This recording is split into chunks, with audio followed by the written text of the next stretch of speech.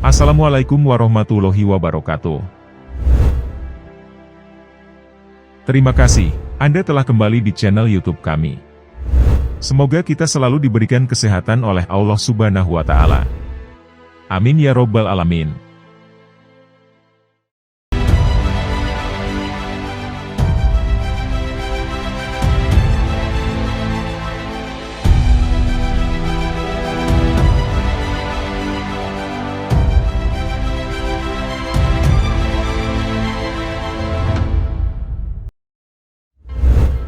Pada kesempatan kali ini, kami akan membahas tanda-tanda kematian manusia, serta bagaimana kondisi mayit saat dicabut nyawanya, hingga ia berada di liang lahat.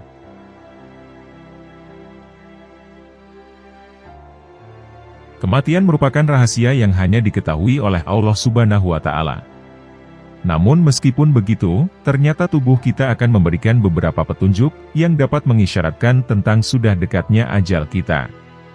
Ketika ajal sudah mendekat, maka tubuh kita akan mengalami sejumlah perubahan. Hal tersebut juga bisa kita terjemahkan menjadi sebuah petunjuk dari Allah, bahwa daun yang menulis nama kita di Lauhul Mahfudz ternyata sudah jatuh.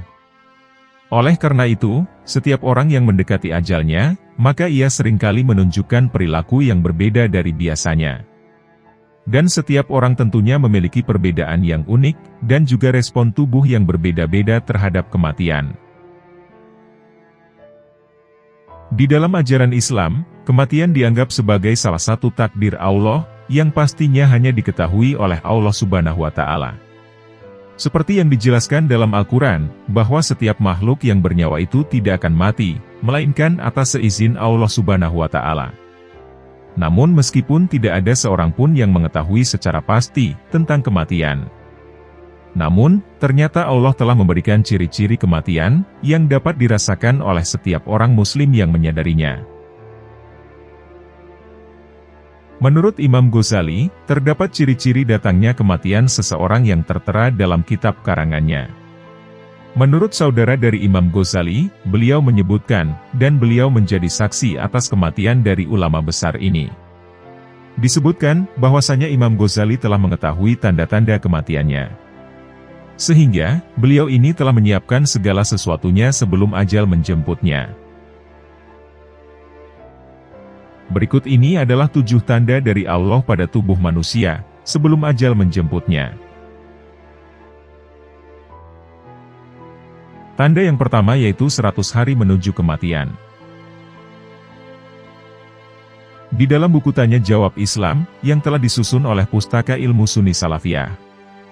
Di dalamnya diterangkan, bahwa ternyata ciri-ciri kematian itu bisa muncul dimulai dari 100 hari, hingga beberapa saat sebelum ajal menjemput seseorang.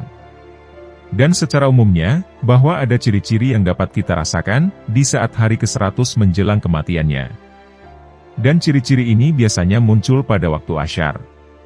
Sehingga, di saat seseorang yang akan mendekati akhir hayatnya, maka ia akan merasakan perubahan dalam suhu tubuhnya, yang menjadi dingin. Dan juga ia akan merasakan menggigil dari ujung kaki, hingga pada ujung rambutnya. Maka bagi seseorang yang beriman, ia akan menyadari datangnya tanda-tanda ini. Dan ia akan segera memperbaiki hubungan spiritualnya dengan Allah Subhanahu wa Ta'ala. Bahkan mereka menyadari bahwa ini merupakan panggilan dari Allah untuk segera kembali kepadanya. Namun bagi seseorang yang tidak beriman kepada Allah, maka ciri-ciri ini hanya akan dianggap sebagai peristiwa alami yang biasa terjadi begitu saja. Sehingga, mereka akan semakin terperdaya dan terbuai oleh kehidupan dunia. Tanda yang kedua, yaitu di saat 2 bulan sebelum meninggal dunia. Dan pada waktu itulah seseorang akan sering menghabiskan banyak waktunya untuk tidur. Dan hal ini bisa terjadi, yaitu dikarenakan metabolisme tubuh mereka yang melemah, dan energi tubuh mereka pun akan cenderung berkurang. Sehingga, ia akan menghabiskan waktunya untuk tidur. Selain itu juga, di lingkungan sekitarnya pun ia akan menjadi pemalu, dan tidak banyak berinteraksi dengan orang lain. Dan hal ini bisa disebabkan, karena perasaan kelelahan dan juga kehilangan minat, atau kesulitan dalam berkomunikasi, yang diakibatkan karena kondisi kesehatan yang memburuk.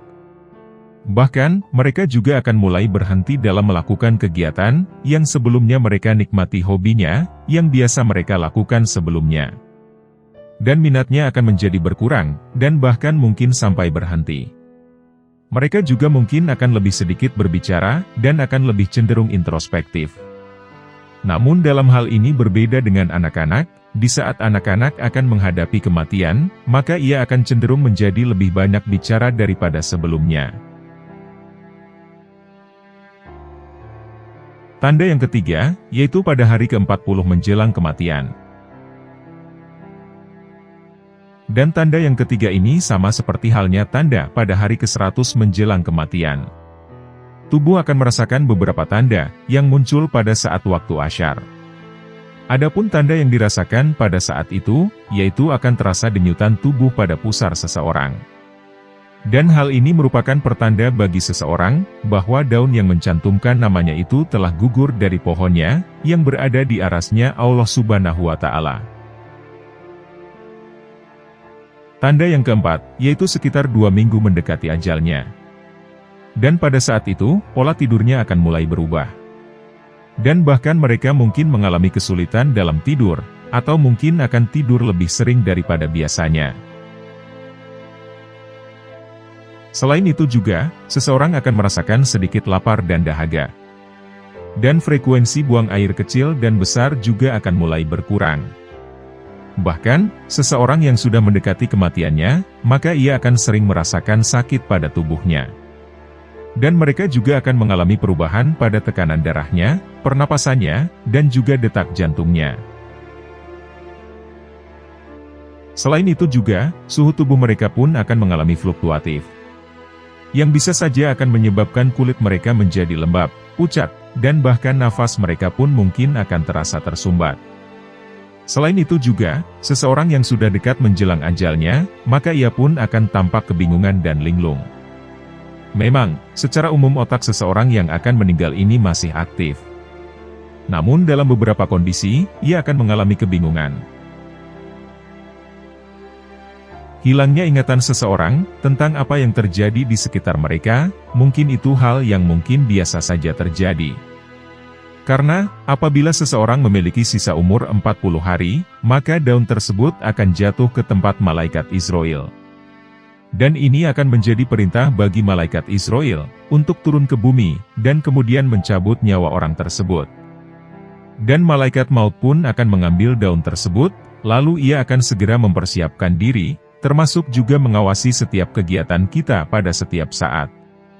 Dan bahkan, terkadang malaikat Israel juga akan menampakkan dirinya di depan seseorang, yang akan segera dicabut nyawanya. Tanda yang kelima, yaitu hari ke-7 menjelang kematian. Dan pada waktu ini seseorang akan seringkali diuji dengan melalui sakit. Pada umumnya, saat seseorang sedang sakit, maka nafsu makannya akan menurun. Namun, apabila seseorang akan meninggal dunia dalam waktu 7 hari ke depan, maka ia malah akan mengalami hal yang berbeda. Dan mereka justru akan memiliki nafsu makan yang meningkat. Dan tanda-tanda ini juga seringkali muncul setelah waktu asyar. Menurut Imam Ghazali, beliau menyebutkan bahwa masih ada beberapa ciri yang akan menunjukkan bahwa seseorang tersebut sudah mendekati kematiannya. Dan salah satunya, yaitu ketika seorang muslim merasakan berkeringat di dahi. Dan ini merupakan tanda bahwa ia akan meninggal dalam keadaan husnul khotimah. Selain itu, tanda yang biasa muncul menjelang ajal menjemput, yaitu rambut yang mulai beruban. Seperti dalam kisah Nabi Yakub. Pada saat Nabi Yakub meminta tanda-tanda jika kematian seseorang telah dekat. Dan salah satu tanda yang disampaikan oleh malaikat maut, yaitu perubahan rambut menjadi putih atau beruban.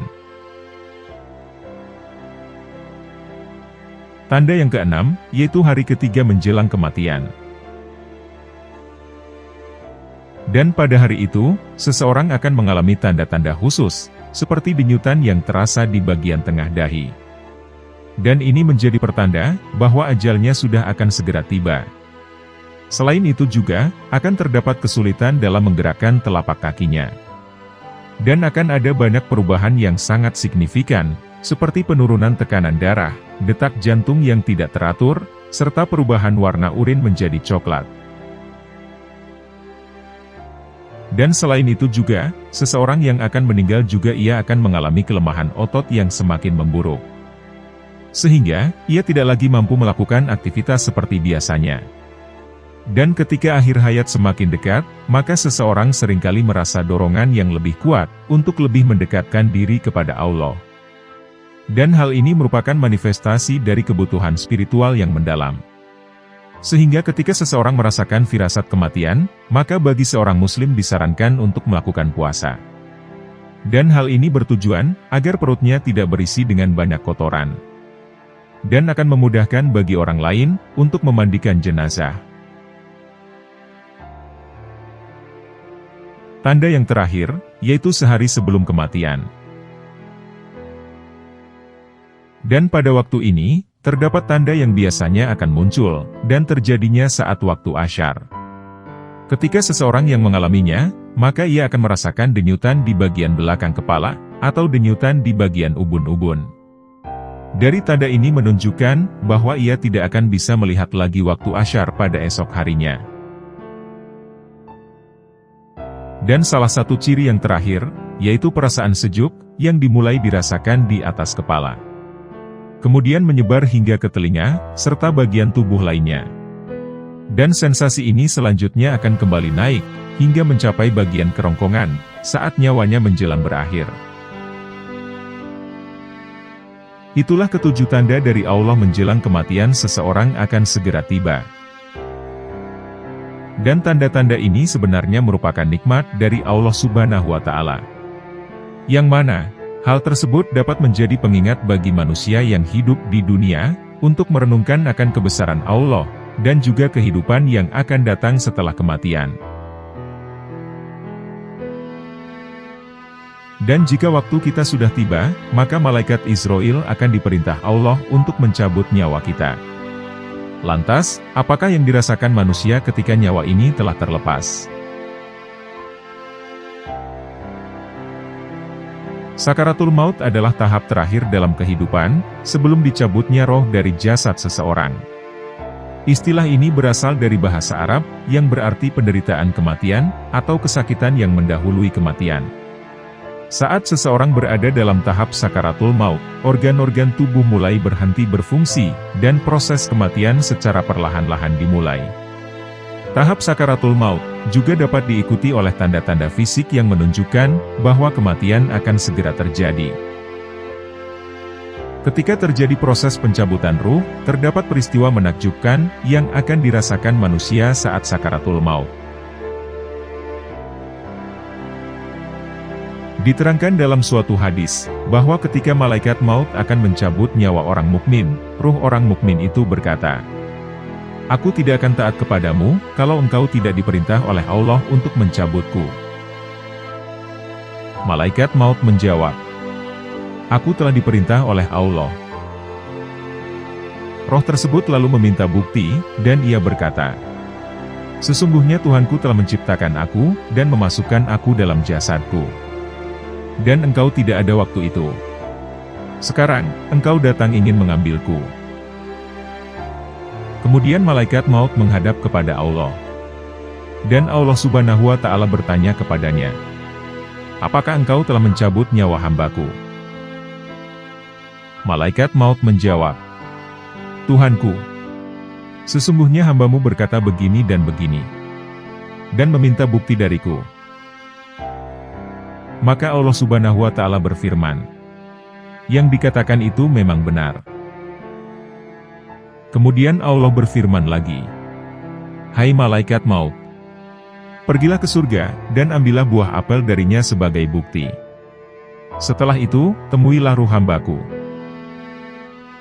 Lalu malaikat maut itu pergi ke surga, untuk mengambil buah apel dari surga yang bertuliskan, Bismillahirrohmanirrohim. Maka ketika malaikat maut ini menunjukkan apel kepada roh tersebut, maka keluarlah dia dari jasadnya dengan segera, tanpa merasakan sakit serta jernihnya mati. Diceritakan dalam suatu hadis, ketika Allah akan mencabut nyawa hambanya, malaikat maut mendatangi hamba tersebut pada mulut, untuk mencabut nyawanya.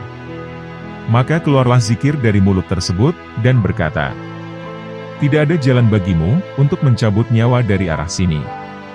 Lisan tersebut tak henti-hentinya berzikir kepada Allah. Maka malaikat maut pun kembali menghadap kepada Allah, dan mengatakan apa yang terjadi. Artinya, malaikat maut tidak bisa mencabut nyawa orang itu lewat mulutnya, karena ada zikir yang selalu berzikir kepada Allah. Lalu Allah Subhanahu wa Ta'ala berfirman, "Cabutlah nyawanya dari arah yang lain." Maka datanglah malaikat maut menghampiri tangan hamba tersebut. Ternyata, dari tangan tersebut keluarlah amal sedekah, yang kemudian tangan itu berkata, "Tidak ada jalan bagimu, untuk mencabut nyawa ini. Sesungguhnya dia banyak bersedekah menggunakan aku." Dan dia mengusap kepala anak yatim, menulis ilmu dengan pena, dan melawan orang-orang kafir menggunakan aku. Yakni menggunakan tangan ini. Lalu datanglah malaikat maut pada kaki, dan kaki berkata, "Tidak ada jalan bagimu dari arahku. Sesungguhnya dia berjalan untuk sholat berjamaah, sholat hari raya, mendatangi majelis ilmu, dan taklim dengan aku." Kemudian malaikat maut mendatangi telinga, dan telinga pun berkata, "Tidak ada jalan bagimu dari arah sini. Sesungguhnya dia mendengarkan Al-Quran, adzan, dan zikir dengan aku." Maka datanglah malaikat maut pada kedua mata. Dan keduanya berkata, "Tidak ada jalan bagimu dari arah kami. Sesungguhnya hamba ini melihat Al-Quran, melihat wajah para ulama, melihat kedua orang tuanya, dan melihat orang-orang yang soleh menggunakan kami." Kemudian malaikat maut pergi menghadap Allah, dan berkata, "Wahai Tuhanku, sesungguhnya hambamu berkata begini dan begini." Maka Allah Subhanahu wa Ta'ala berfirman, "Wahai malaikat maut, gantungkanlah namaku pada telapak tanganmu, dan perlihatkanlah pada roh hambaku. Jika dia melihatnya, niscaya keluarlah dia."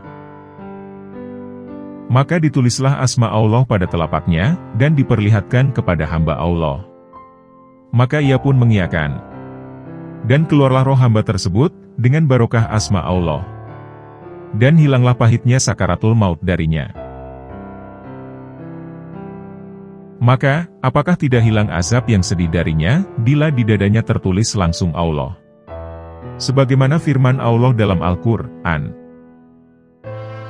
Maka, apakah orang yang Allah bukakan hatinya untuk menerima agama Islam, lalu mendapat cahaya dari Tuhannya, sama dengan orang yang hatinya membatu?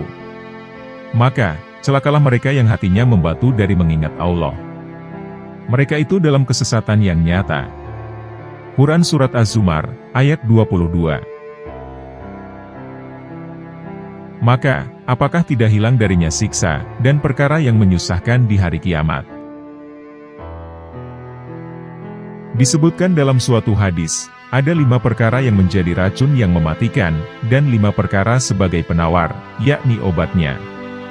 Yang pertama, dunia adalah racun yang mematikan, dan zuhud adalah penawarnya. Harta adalah racun yang mematikan, dan zakat adalah penawarnya. Ucapan adalah racun yang mematikan, sedangkan zikir adalah penawarnya. Umur adalah racun yang mematikan, dan taat adalah penawarnya. Sepanjang tahun adalah racun yang mematikan, dan bulan Ramadan adalah penawarnya. Diceritakan dalam suatu hadis, ketika seorang hamba mengalami nazak, yakni sakaratul maut, ada panggilan yang menyeru dari sisi Allah, yang berbunyi, "Tinggalkanlah dia, supaya bisa istirahat sebentar." Ketika roh sudah sampai di dada seseorang, dia berfirman, "Tinggalkanlah dia, supaya bisa istirahat sebentar." Begitu juga ketika roh sampai pada kedua lutut dan pusar. Ketika sampai pada tenggorokan, datanglah seruan yang berbunyi, "Tinggalkanlah dia," sehingga anggota tubuhnya saling berpamitan, satu sama lain. Maka berpamitanlah mata dengan mata, seraya berkata, "Assalamualaikum ila yaumul qiyamah." Semoga keselamatan tetap tercurahkan kepadamu, sampai hari kiamat. Begitu juga kedua telinga, kedua tangan, dan kedua kaki. Dan ruh berpamitan dengan jasad. Dan iman berpamitan dengan lisan. Dan semoga kita dilindungi oleh Allah dari pamitannya marifat dan iman dengan hati. Dan tinggallah dua tangan dan dua kaki, yang tidak bergerak. Dua mata yang tidak melihat. Dua telinga yang tidak mendengar. Badan yang tidak bernyawa. Lisan tanpa iman. Hati tanpa marifat. Nauzubillahi min zalik. Lalu, bagaimanakah nanti keadaan hamba yang ada pada yang lahat? Sedangkan di sana tidak melihat sesuatu apapun. Tidak ada ibu, tidak ada ayah, anak-anak, saudara, sahabat, tanpa alat, dan tanpa hijab.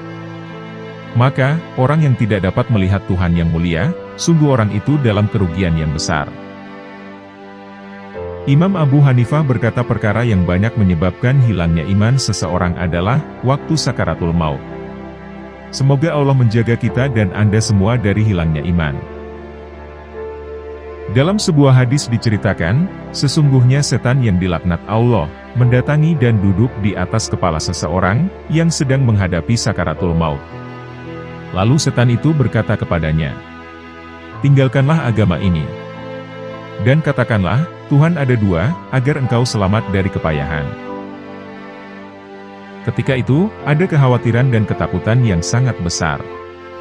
Oleh karena itu, tetapkanlah dirimu agar selalu menangis dan merendahkan diri kepada Allah.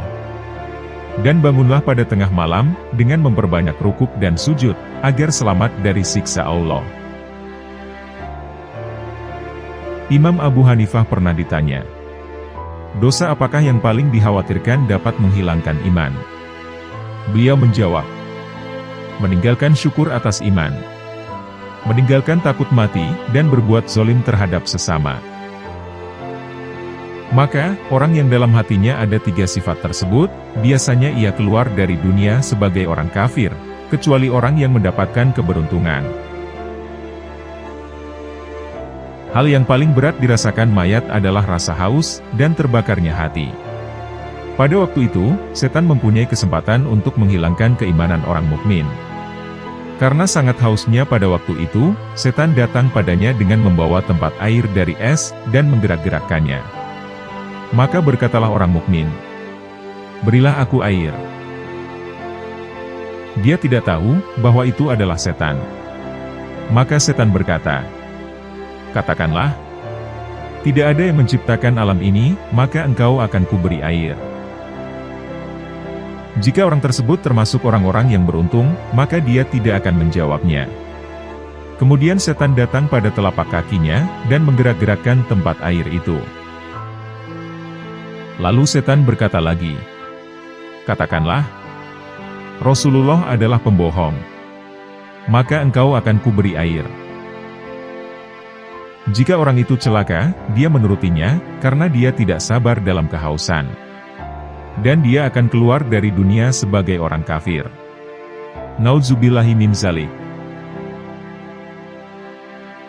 Dan jika orang itu beruntung, maka dia menolak permintaan setan. Dan dia akan memikirkan akibatnya, sebagaimana yang diceritakan pada kisah Abu Zakaria Az-Zahid. Ketika menghadapi kematian, sahabatnya datang waktu Abu Zakaria sedang menghadapi sakaratul maut. Para sahabatnya mengajarinya kalimat thayyibah, "La ilaha illallah, Muhammadur Rasulullah." Tapi dia memalingkan wajahnya, dan tidak mau mengucapkannya. Maka diulanginya untuk kedua kalinya, tapi dia tetap memalingkan wajahnya, dan tidak mengucapkannya. Diulangi sampai 3 kali, dan Abu Zakaria berkata, "Aku tidak akan mengucapkannya." Maka dia pun pingsan di depan teman-temannya. Setelah Abu Zakaria sadar dari pingsannya yang sesaat, dan merasa ringan, dia membuka matanya dan berkata pada mereka, "Apakah engkau mengatakan sesuatu kepadaku?" Mereka berkata, "Ya, kami mengajarkanmu syahadat sebanyak 3 kali. Dan engkau berpaling 2 kali. Dan engkau berkata pada saat yang ketiga, aku tidak akan mengucapkannya."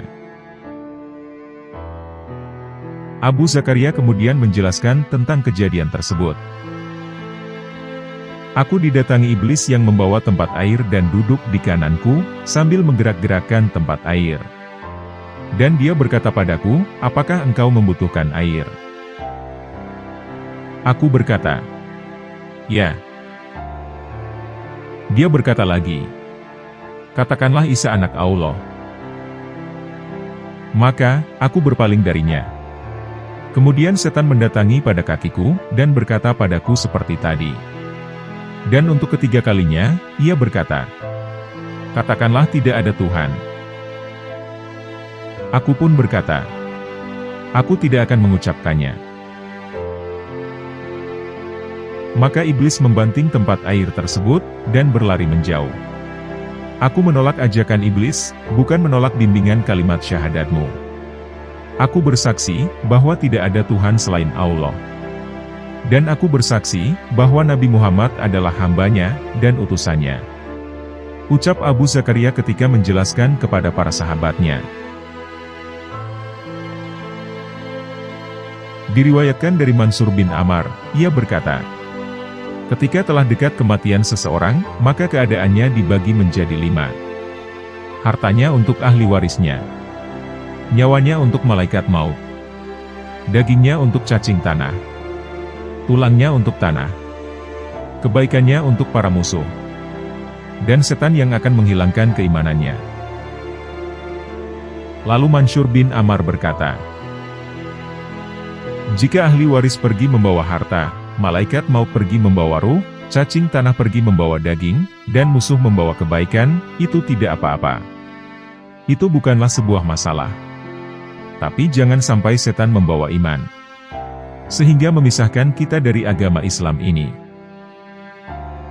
Karena, pisahnya roh dari jasad itu, bukan berarti pisah dengan Tuhannya. Dan tidak ada yang tahu setelah itu. Maka rugilah orang yang kehilangan keimanannya. Nauzubillahi min zalik. Diterangkan dalam suatu hadis, ketika roh berpisah dengan badannya, ada panggilan dari langit sebanyak 3 kali. Yang pertama berbunyi, hai anak cucu Adam, apakah engkau meninggalkan dunia, ataukah dunia yang meninggalkanmu? Seruan yang kedua berbunyi, apakah kamu mengumpulkan dunia, ataukah dunia yang mengumpulkan kamu? Seruan yang ketiga berbunyi, apakah kamu membunuh dunia, ataukah dunia yang membunuh kamu?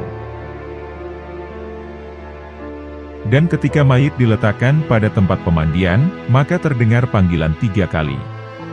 Yang pertama, hai anak cucu Adam, di mana badanmu yang kuat, dan apa yang telah menjadikan kamu lemah? Panggilan yang kedua berbunyi, di mana lisanmu yang fasih, dan apa yang telah membungkammu, dan membuatmu diam seperti ini?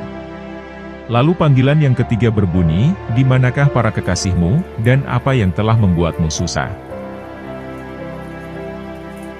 Ketika mayit diletakkan pada kain kafan, maka terdengarlah 3 panggilan. Yang pertama, wahai anak cucu Adam, kamu akan bepergian yang jauh, tanpa membawa perbekalan. Yang kedua, wahai anak cucu Adam, kamu akan keluar dari rumahmu, dan kamu tidak akan kembali lagi. Yang ketiga, kamu akan naik seekor kuda, yang tidak pernah kamu naiki sebelumnya, dan selama-lamanya. Kamu akan kembali ke sebuah rumah, yang penuh dengan kesusahan. Ketika jenazah diletakkan di atas keranda, maka terdengarlah 3 panggilan. Hai anak cucu Adam, berbahagialah kamu, jika kamu termasuk golongan orang yang bertaubat. Berbahagialah kamu, jika amal-amalmu termasuk amal yang soleh. Berbahagialah kamu, jika kamu berteman dengan ridhonya Allah. Akan tetapi, celakalah kamu, jika kamu berteman dengan murka Allah. Ketika mayit diletakkan untuk disolati, maka ada 3 seruan. Hai anak cucu Adam, semua amal yang engkau kerjakan akan terlihat. Jika amalmu bagus, maka terlihatlah kebagusan. Jika amalmu jelek, maka terlihatlah kejelekan. Ketika mayit diletakkan di pinggir kubur, ada 3 kali panggilan. Yang pertama, hai anak cucu Adam, Bekal apa yang kau persiapkan dalam dunia yang penuh keramaian, untuk menghadapi tempat yang hina ini? Yang kedua, apa yang kamu bawa dari kekayaanku, untuk menghadapi kefakiranmu sekarang? Dan yang ketiga, cahaya apa yang kamu bawa, untuk menyinari ruang kegelapan ini? Lalu ketika mayit diletakkan pada liang kubur ada 3 seruan. Yang pertama, hai anak cucu Adam, engkau tertawa di atas punggungku, dan sekarang menangislah kamu di dalam perutku. Di atas punggungku engkau bergembira, maka sekarang bersedihlah di dalam perutku. Panggilan yang terakhir berbunyi, dan di atas punggungku engkau berbicara, maka sekarang diamlah engkau di dalam perutku. Ketika para manusia meninggalkan pemakaman, Allah Subhanahu wa Ta'ala berfirman, wahai hambaku, tinggallah engkau sendiri tanpa teman, dan mereka meninggalkanmu dalam gelapnya kubur. Sungguh, engkau telah durhaka kepadaku. Demi para manusia, istri, dan anak-anakmu, sedangkan aku sangat berbelas kasihan kepadamu hari ini, dengan belas kasih yang mengagumkan bagi para makhluk. Dan aku akan berbelas kasihan, melebihi daripada belas kasih orang tua kepada anaknya. Imam Anas bin Malik berkata, sesungguhnya bumi berseru setiap hari dengan 10 kalimat, yang berbunyi, hai anak cucu Adam, engkau berjalan di atas punggungku, dan engkau akan kembali ke dalam perutku. Engkau berbuat maksiat di atas punggungku, dan engkau akan disiksa di dalam perutku. Engkau tertawa ria di atas punggungku, dan engkau akan menangis di dalam perutku. Engkau makan barang yang haram di atas punggungku, dan engkau akan dimakan cacing di dalam perutku. Engkau bergembira di atas punggungku, dan engkau akan susah hati di dalam perutku. Engkau menumpuk-numpuk barang yang haram di atas punggungku, dan engkau akan hancur di dalam perutku. Engkau sombong di atas punggungku, dan engkau akan terhina di dalam perutku. Engkau berjalan dengan riang di atas punggungku, dan engkau akan diam dengan susah hati di dalam perutku. Engkau berjalan dengan cahaya terang di atas punggungku, dan engkau berada dalam kegelapan di dalam perutku. Engkau berjalan berjamaah, berombongan di atas punggungku, dan engkau akan duduk sendiri di dalam perutku. Diterangkan dalam suatu hadis sesungguhnya alam kubur memanggil-manggil setiap hari 3 kali. Yang pertama, aku adalah tempat sendirian, yang penuh dengan kesusahan, kalajengking, dan ular. Yang kedua, aku adalah rumah kegelapan. Yang ketiga, aku adalah rumahnya cacing. Dan apa yang telah kau persiapkan untukku? Ada yang mengatakan, bahwasanya setiap hari alam kubur berseru 5 kali. Aku adalah tempat yang sendirian dan sunyi, maka ramaikanlah aku dengan bacaan Al-Quran. Aku adalah rumah yang gelap, maka terangilah aku dengan sholat malam. Aku adalah rumah tanah, maka buatlah alas, yaitu amal yang soleh. Aku adalah rumah ular yang berbisa, maka bawalah penawarnya itu. Bismillahirrohmanirrohim. Dan tetesan air mata karena takut kepada Allah. Aku adalah rumah tempat mungkar dan nakir bertanya. Maka perbanyaklah mengucapkan la ilaha illallah, Muhammadur Rasulullah agar kamu bisa menjawab pertanyaannya. Dalam suatu hadis yang diriwayatkan dari Aisyah radhiyallahu anha, beliau berkata, aku sedang duduk bersila di dalam rumah, ketika Rasulullah Shallallahu Alaihi Wasallam masuk, dan memberi salam kepadaku. Maka aku berdiri untuk menyambut kedatangannya, sebagaimana biasa. Lalu Rasulullah Shallallahu Alaihi Wasallam berkata, duduklah di tempatmu, tidak usah berdiri. Kemudian Rasulullah Shallallahu Alaihi Wasallam duduk dan meletakkan kepalanya pada pangkuanku, dan tidur terlentang. Dengan tidak sengaja, aku mencari uban yang ada pada jenggotnya. Dan terlihatlah 19 rambut yang telah memutih. Maka aku berpikir dalam hatiku dan berkata, sesungguhnya dia akan keluar dari dunia sebelum aku. Dan tinggallah umat yang tanpa nabi. Maka aku pun menangis, sehingga air mataku mengalir di pipiku, dan jatuh menetesi wajahnya. Hingga dia terbangun dari tidurnya, lalu beliau bersabda, apa yang membuatmu menangis? Maka aku ceritakanlah apa yang aku rasakan. Kemudian Rasulullah Shallallahu Alaihi Wasallam bersabda, keadaan apakah yang sangat menyusahkan bagi mayit? Aku pun berkata, katakanlah ya Rasulullah. Kemudian Rasulullah Shallallahu Alaihi Wasallam berkata, engkau dulu yang mengatakan. Maka aku pun berkata, tidak ada keadaan yang paling menyusahkan daripada saat keluar dari rumahnya, anak-anak yang ditinggalkannya berduka cita di belakangnya. Dan mereka berkata, duhai ayah, duhai ibu. Kemudian orang tuanya berkata, duhai anakku. Maka Rasulullah berkata, ini memang pedih, tapi ada lagi yang lebih pedih dari itu. Aku pun berkata lagi, tidak ada keadaan yang lebih berat atas mayit, daripada saat ia dimasukkan dalam liang lahat, dan dikubur di bawah tanah. Para kerabat, anak, dan kekasihnya meninggalkannya pulang. Mereka menyerahkan mayat tersebut kepada Allah Subhanahu wa Ta'ala, beserta segala amal perbuatannya. Setelah itu, datanglah malaikat Munkar dan Nakir dalam kuburnya. Rasulullah Shallallahu Alaihi Wasallam berkata, apa yang lebih berat dari yang engkau katakan? Aku pun berkata, Allah dan Rasul-Nya yang lebih tahu. Rasulullah Shallallahu Alaihi Wasallam kemudian bersabda, sesungguhnya saat yang paling berat, yakni saat yang paling menyedihkan bagi mayit, adalah saat masuknya tukang memandikan mayit ke dalam rumahnya, untuk memandikannya. Mereka mengeluarkan cincin pemuda itu dari jari-jarinya, melepas pakaian pengantin dari badannya, dan melepaskan sorban para syekh dari fuqaha dari kepalanya, untuk memandikannya.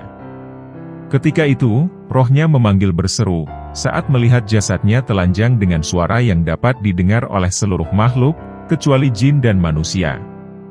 Dia, ruh berkata, hai tukang memandikan, aku memohon kepadamu, demi Allah, agar engkau mencopot pakaianku dengan pelan-pelan. Karena sesungguhnya, saat ini aku sedang istirahat dari sakitnya pencabutan malaikat maut.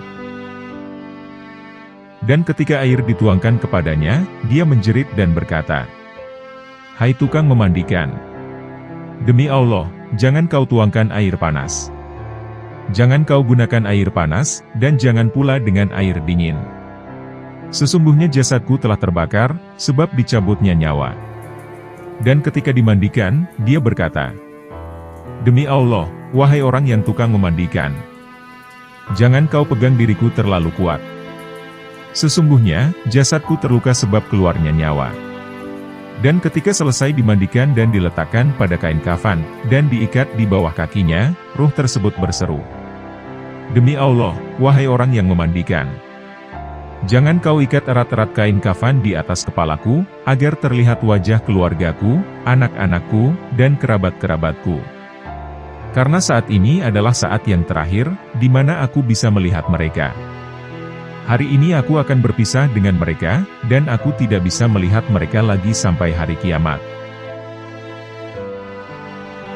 Ketika mayit akan dikeluarkan dari rumah, ruh berseru lagi, demi Allah, hai jamaah pengantarku, jangan tergesa-gesa membawaku, sehingga aku bisa berpamitan dengan rumahku, keluargaku, kerabatku, dan hartaku.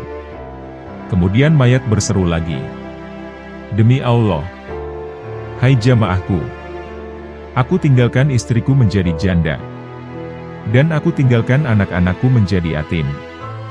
Maka, janganlah kalian menyakitinya. Karena hari ini aku keluar dari rumahku, dan tidak akan kembali selamanya. Dan ketika jenazah diletakkan pada keranda, ruh kembali berkata, demi Allah, wahai para jamaah pengantarku, jangan tergesa-gesa membawaku, hingga aku mendengar suara keluargaku, anak-anakku, dan para kerabatku. Karena hari ini aku berpisah dengan mereka, sampai hari kiamat tiba. Ketika jenazah dipikul dan melangkah 3 langkah dari rumah, ruh berseru dengan suara yang didengar oleh semua makhluk, kecuali jin dan manusia. Dan ruh berkata, hai para kekasihku, hai saudara-saudaraku, hai anak-anakku, jangan sampai kamu terbujuk oleh dunia, sebagaimana dia membujukku. Dan jangan sampai kalian dipermainkan oleh zaman, sebagaimana dia mempermainkanku. Dan ambillah hikmah dariku. Sesungguhnya aku meninggalkan apa yang aku kumpulkan, untuk ahli warisku. Dan aku tidak membawa sesuatu apapun. Dan atas dunia, Allah menghisapku. Sedangkan engkau bersenang-senang dengannya, dan engkau tidak mendoakan aku. Ketika para jamaah mensolati jenazah, dan sebagian keluarga dan kerabatnya, pergi dari tempat sholat, ia berkata lagi, "Demi Allah, hai saudara-saudaraku, sesungguhnya aku tahu, bahwa mayit akan dilupakan oleh orang yang hidup.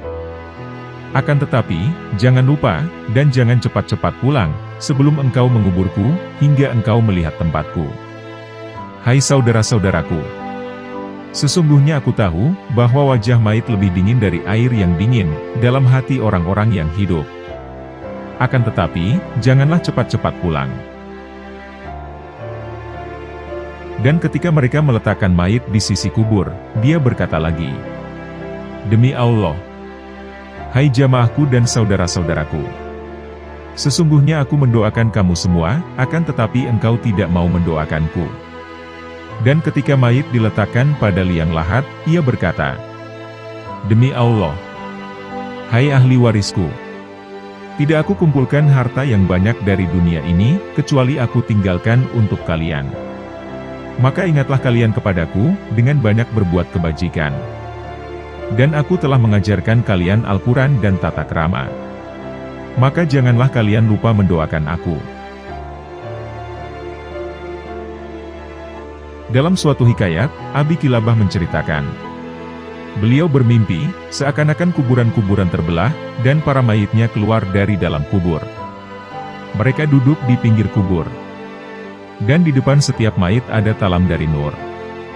Dan Abi Kilabah melihat di antara mereka seorang laki-laki, yang di depannya tidak terdapat apa-apa dari nur cahaya. Abi Kilabah kemudian bertanya pada laki-laki tersebut, "Kenapa aku tidak melihat cahaya di depanmu?" Maka laki-laki itu menjawab, "Sesungguhnya para mayit itu mempunyai anak-anak dan teman-teman, yang menghadiahkan kebaikan untuknya. Dan mereka bersedekah untuknya. Sehingga, cahaya itu berasal dari hadiah orang-orang tersebut. Sedangkan, aku mempunyai anak yang tidak soleh. Dan dia tidak berdoa ataupun bersedekah untukku. Karena itu, tidak ada cahaya padaku, hingga aku malu kepada tetanggaku." Maka ketika terbangun, Abi Kilabah menemui anak orang tersebut, dan menceritakan apa yang dilihatnya dalam tidurnya. Setelah mendengarkan penjelasan Abi Kilabah, kemudian berkatalah anak itu, "Aku bertaubat di depanmu. Dan aku tidak akan mengulanginya lagi untuk selamanya." Maka sekarang dia dengan taat berdoa, dan bersedekah untuk ayahnya. Maka setelah sekian lama, Abi Kilabah bermimpi lagi di dalam tidurnya, yaitu tentang kuburan-kuburan yang dahulu pernah ada dalam mimpinya. Dan sekarang, dia dapat melihat cahaya di depan laki-laki yang dahulu tak memiliki cahaya. Yang lebih menakjubkannya lagi, kini cahayanya lebih terang dari matahari, dan melebihi daripada teman-temannya. Maka lelaki itu berkata, "Hai Abi Kilabah, semoga Allah membalasmu dengan kebaikan. Aku telah selamat dari rasa malu di antara para tetangga." Dalam sebuah hadis diceritakan, bahwa malaikat maut masuk ke tempat seorang lelaki di Iskandaria. Pemuda itu bertanya, "Siapakah kamu?" Malaikat maut menjawab, "Saya malaikat maut." Maka bergetarlah daging di antara lambung dan belikatnya. Lalu malaikat maut berkata, "Apa yang aku lihat pada dirimu ini?" Pemuda itu berkata, "Karena aku takut dari api neraka."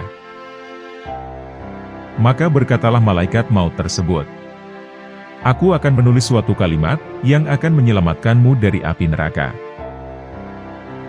Pemuda itu berkata, "Baiklah."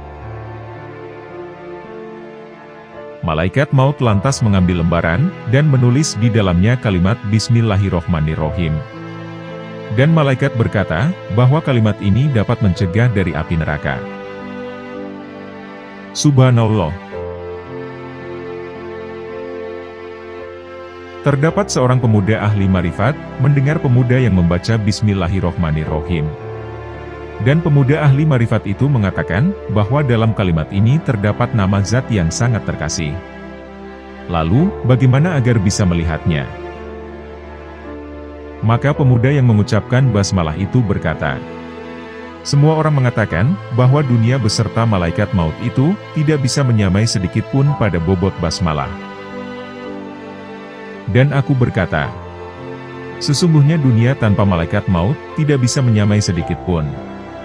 Karena sesungguhnya, malaikat maut yang mempertemukan kekasih, dengan orang yang dikasihi, yakni Allah Subhanahu wa Ta'ala.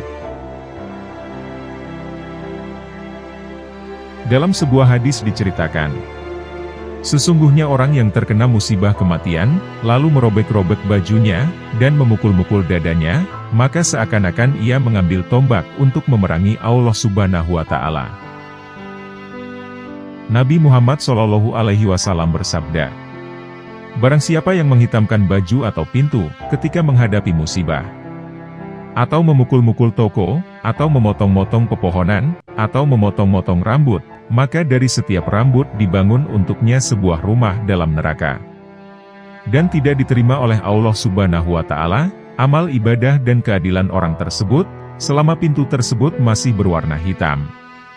Dan disempitkan kuburnya, diberatkan hisab baginya, dan dia dilaknati oleh semua malaikat yang ada di bumi. Dan di langit dan ditulis untuknya 1000 kesalahan. Dan dibangunkan dari kubur dalam keadaan telanjang. Dan barang siapa merobek-robek bajunya ketika tertimpa musibah, maka Allah Subhanahu wa Ta'ala akan merobek-robek agamanya. Dan jika orang tersebut menampari pipi, dan mencakari wajahnya, maka Allah haramkan baginya untuk melihat zatnya Allah yang mulia. Dalam suatu hadis diterangkan, ketika anak cucu Adam meninggal dunia, dan berkumpul orang-orang yang menjerit-jerit dalam rumahnya, maka berdirilah malaikat maut pada pintu rumahnya. Dan ia berkata pada orang-orang tersebut, jeritan apa ini? Demi Allah, tidak akan berkurang umur dan rezeki dari kalian, dan aku tidak akan menganiaya seorang di antara kalian. Jika kalian menjerit karena aku, maka aku hanyalah hamba Allah yang diperintahkan. Dan jika karena si mayat, maka dia adalah orang yang terpaksa. Dan jika karena Allah, maka kalian adalah orang-orang yang bodoh terhadap Allah Subhanahu wa Ta'ala. Demi Allah, sesungguhnya aku akan kembali, dan kembali lagi pada kalian. Dari pembahasan kali ini dapat kita simpulkan, bahwa meskipun sakaratul maut dapat menjadi momen yang menakutkan, atau sulit untuk dihadapi, namun, momen ini juga bisa menjadi kesempatan untuk menjadi bahan renungan. Oleh karena itu, sangat penting untuk mempersiapkan diri sejak dini, untuk menghadapi tahap dari sakaratul maut. Dan kita dapat mengambil langkah-langkah untuk memastikan, bahwa kebutuhan fisik, emosional, dan spiritual, semua itu telah terpenuhi saat seseorang memasuki tahap terakhir dalam hidupnya. Demikianlah pembahasan dari kami, tentang tanda-tanda menjelang kematian, serta keadaan sakaratul maut yang terjadi pada diri manusia. Semoga Allah Subhanahu wa Ta'ala mengampuni semua dosa-dosa yang telah kita perbuat. Semoga Allah Subhanahu wa Ta'ala memberikan kita wafat dalam keadaan husnul khotimah. Dan semoga dengan apa yang telah kami sampaikan, dapat menambah ketakwaan kita kepada Allah Subhanahu wa Ta'ala. Wallahu a'lam bishawab. Terima kasih telah menonton. Jangan lupa klik tombol subscribe, like, komen, dan share, sebagai bentuk dukungan terhadap channel kami. Wassalamualaikum warahmatullahi wabarakatuh.